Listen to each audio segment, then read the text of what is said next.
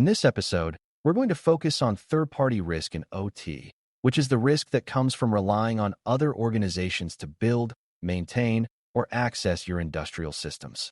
If you are new to cybersecurity, it can be tempting to think of security as something you do inside your own network, with your own rules and your own people. OT environments rarely work that way because vendors, integrators, contractors, and service providers often play direct roles in installation, configuration, troubleshooting, and lifecycle support. That involvement can be essential because specialized systems require specialized expertise, and downtime pressures can make remote support the fastest path to restoring safe operation. At the same time, every third party introduces shared responsibility, meaning your security posture depends partly on their practices, their tools, and their people, even if you do everything right internally. Evaluating third-party risk is not about assuming outside partners are careless or malicious. It is about making the relationship explicit so access, changes, and accountability are managed rather than improvised. When you do this well, you reduce surprises, reduce uncontrolled pathways, and make it easier to respond calmly when something unusual happens. This topic matters because many OT incidents either begin with a third-party pathway or become harder to manage when third-party roles are unclear. Before we continue, a quick note. This audio course is a companion to our course companion books. The first book is about the exam and provides detailed information on how to pass it best. The second book is a Kindle-only ebook that contains 1,000 flashcards that can be used on your mobile device or Kindle. Check them both out at cyber.author.me in the Bare Metal Study Guide series. A strong way to begin is to clarify what third-party risk includes in an OT setting, because it is broader than many beginners expect. A third party can be a systems integrator who designs and deploys a control system, a vendor who supplies controllers and provides ongoing support, a contractor who performs maintenance, or a managed service provider who monitors systems remotely. Third-party risk can involve direct access into OT zones, indirect influence through configuration templates and standard builds, or dependence on external services like support portals and update delivery. It can also involve the knowledge that third parties hold, such as proprietary configurations or specialized procedures that your internal team cannot easily reproduce. Beginners sometimes think risk only exists when a third party connects remotely, but risk also exists when third parties ship pre-configured devices, reuse credentials, leave undocumented changes, or provide tools that require broad privileges. In OT, where systems can run for years, these practices can create long-lived exposure, not because anyone intended harm, but because convenience and speed often win unless rules are explicit. Evaluating third-party risk means understanding how third parties touch your environment, what they can do, what evidence exists of what they did, and what controls limit their reach. The aim is to make dependencies safe rather than invisible. Systems integrators deserve special attention because they often shape the OT environment's architecture, which can determine risk for years. An integrator may choose how networks are segmented, where remote access lands, how engineering workstations are configured, and what default accounts and services are enabled. Those choices can create strong boundaries that limit blast radius, or they can create flat, overly connected designs that make later security improvements harder. Integrators also commonly reuse templates across projects, which can be efficient but risky if the templates include weak defaults, shared credentials, or outdated components. Beginners might assume the customer always controls these decisions, but in many OT projects, customers rely heavily on integrator expertise, especially when timelines are tight. That reliance means you must evaluate integrators not only as installers, but as designers who set the security posture through architecture and configuration. A practical evaluation asks whether the integrator documents the design, whether they follow controlled change practices, and whether they can explain how their choices limit unnecessary connectivity. It also asks whether they can support secure commissioning and handover, so the customer ends up with ownership and clarity instead of a black box. When integrators are evaluated thoughtfully, the OT environment starts life with fewer hidden weaknesses. Remote support is often the most visible third-party risk because it creates a direct pathway into sensitive systems, sometimes at the exact times when operations are under stress. OT remote support can be life-saving for uptime, but it can also become a permanent door if not controlled. A safe remote support model typically includes clear approvals, time-limited access, strong authentication like multi-factor authentication, MFA, and monitoring that captures what actions occurred during a session. It also includes clear termination, meaning accounts and access paths are removed or disabled when the work is complete, rather than lingering indefinitely. Beginners sometimes assume remote support is either allowed or forbidden, but the realistic approach is shaping it so it is predictable and auditable. The evaluation of remote support should also consider where access lands, because access that lands deep inside a control zone increases exposure compared to access that terminates in a controlled boundary where additional checks can occur. It should also consider whether vendors use shared accounts or individual accounts, because shared accounts reduce accountability and make investigation harder. When remote support is managed well, it becomes a controlled conduit rather than a risky shortcut. Shared responsibility is the core concept that ties third-party risk to realistic governance, because no single party owns all the controls. In OT, the customer might own network segmentation, access approvals, monitoring, and incident response, while the vendor owns product security, patch development, vulnerability disclosure, and support tooling. Integrators might own configuration practices during deployment and change documentation during upgrades. The problem is that if responsibility lines are not clear, gaps form, and gaps become risk. Beginners often assume responsibility is obvious, but in practice, each party may assume someone else is handling a control, such as who monitors remote sessions, who maintains account lists, or who validates firmware integrity. Evaluating third-party risk, therefore, includes defining responsibility for key control areas, like identity and access, change management, vulnerability management, logging, and recovery support. It also includes defining how responsibilities are verified, such as through evidence of access reviews or documentation of changes. This is not about creating bureaucracy.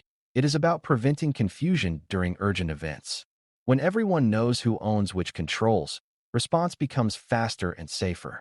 Another major component of third-party risk is credential and identity management, because third parties often need privileged access. If a vendor uses a shared account across multiple customers, compromise of that account could affect many environments. If an integrator reuses credentials across projects, a weakness becomes a repeatable pathway. If a contractor's account is not removed after the project ends, lingering access becomes a quiet exposure that can be exploited later.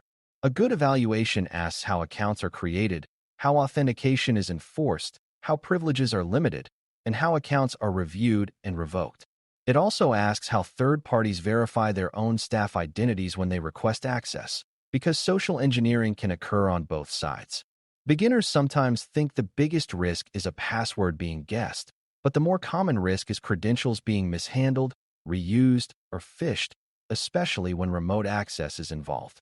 Identity practices also affect investigation, because if you cannot tie activity to a specific person, you cannot confidently explain what happened. In OT, confidence matters because incorrect assumptions can lead to unsafe corrective actions. Strong third-party identity practices reduce both likelihood and confusion. Change management and documentation are another area where third-party risk often shows up, because third parties frequently make changes during commissioning, maintenance, and troubleshooting. In OT, a small configuration change can have a big effect, and undocumented changes can create fragile systems that are hard to recover. Evaluating third-party risk includes assessing whether third parties follow your change processes, whether they document what they changed, and whether they provide rollback plans and baseline snapshots when appropriate. It also includes assessing whether they respect maintenance windows and coordination requirements, because uncoordinated changes can create safety hazards and operational disruption. Beginners sometimes think security is only about blocking bad access, but in OT, controlling change is a major security function because change can be the mechanism of harm. A third party might make a change for legitimate reasons that accidentally weakens segmentation or disables logging, creating increased exposure. Without documentation, those weaknesses can persist unnoticed. A practical approach is to ensure third-party changes are visible, approved, and recorded in a way that supports later troubleshooting and recovery. Vendor vulnerability and patch handling is another shared area that affects third-party risk evaluation. Third parties often discover vulnerabilities first or release patches on their schedules, and customers must decide how to apply those patches within OT constraints. Evaluating third-party risk includes understanding how vendors communicate vulnerabilities, how quickly they provide fixes, and whether they support compensating mitigations when patching is delayed. It also includes assessing whether vendors provide clear guidance about which versions are affected and what operational impacts patches might have. Beginners sometimes assume patching is always immediate, but in OT, patch timing must consider safety and uptime, so the quality of vendor information matters a lot. If a vendor provides vague or late information, customers may be unable to prioritize effectively. If a vendor provides clear, timely information and supports staged rollout, customers can reduce risk without creating instability. This is why third-party evaluation should include communication practices, not just technical product features. A vendor who is excellent at support but poor at vulnerability transparency can increase long-term risk. Third-party risk also includes the tools and methods third parties use, because their tools can create exposure even when access is authorized. A vendor may require remote management software, file transfer tools, or diagnostic utilities that have broad privileges. An integrator may use configuration tools that can touch many systems at once, which increases blast radius if misused or compromised. Evaluating risk includes understanding whether those tools are necessary, how they are controlled, and whether their activity can be monitored. It also includes understanding whether third parties bring their own laptops and media, which can introduce additional vectors. Beginners might assume the only thing that matters is who logs in, but in practice, what they use after they log in matters just as much. Tooling also affects evidence, because if tools do not produce logs, or if logs are not shared, customers may lack visibility into actions taken during support. In OT, lack of visibility can turn a minor support session into a long investigation because nobody can prove what changed. When third-party tools are evaluated and controlled, support remains efficient without becoming a blind spot. An effective evaluation of third-party risk should also consider how relationships behave under stress, because stress is when mistakes and shortcuts happen. During outages, production pressures, and safety incidents, third parties may request urgent access and rapid changes, and the organization may be tempted to bypass normal controls. If the relationship is not structured ahead of time, urgent moments can lead to risky improvisation, such as granting broad access without monitoring or allowing undocumented changes. A practical evaluation, therefore, includes defining emergency processes, including who can authorize emergency access, what minimum controls still apply, and what documentation is required afterward. Beginners sometimes believe emergencies justify any shortcut, but in OT, emergencies are exactly when you need disciplined processes because the consequences of mistakes are higher. A strong third-party relationship supports discipline by having pre-agreed expectations and communication channels. It also supports rapid response by making approvals and access predictable instead of ad hoc. When these expectations are established, urgency becomes manageable rather than chaotic. This is how shared responsibility becomes a strength rather than a weakness. Finally, evaluating third-party risk is about turning dependency into a controlled partnership where both sides understand the rules of safe operation. You cannot eliminate third parties in most OT environments, and trying to do so would often reduce reliability and support. What you can do is reduce unnecessary access, enforce clear identity and accountability, require documented changes, ensure vulnerability communication, and establish monitoring and evidence practices that keep work visible. You can also align on incident response coordination so both parties know how to communicate, how to preserve evidence, and how to restore systems safely. For beginners, the most important takeaway is that third-party risk is not solved by mistrust. It is solved by clarity, controls, and repeatable processes.